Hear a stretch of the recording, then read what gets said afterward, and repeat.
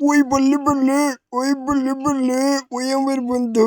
আমার নাম ডক্টর জোনাইদ। আজকে আমি নিয়ে চলে আসলাম পচা বড়ইয়ের এক্সপেরিমেন্ট করতে।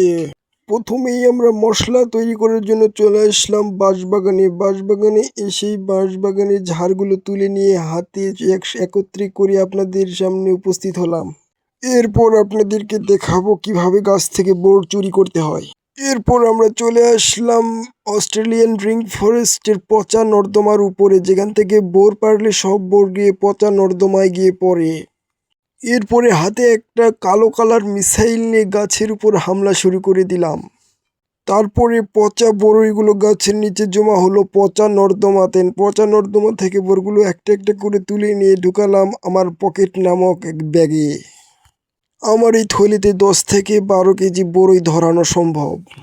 তারপরে এই বড়ইগুলো পকেটে পড়ার পর আমরা চলে গেলাম বাসার উদ্দেশ্যে গিয়েই শুরু করে দিলাম চাটনি তৈরির কার্যকলাপ।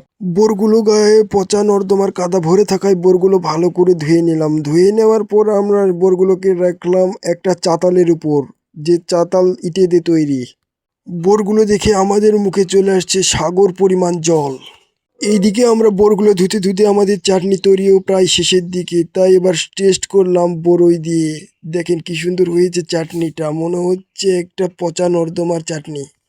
এরপর এই পচা বোরটা টেস্ট সর্বপ্রথম আমি শুরু করলাম।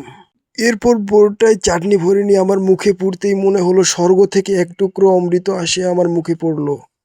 এই বোরটা মুখে দিতেই আমি অজ্ঞান হয়ে পড়লাম।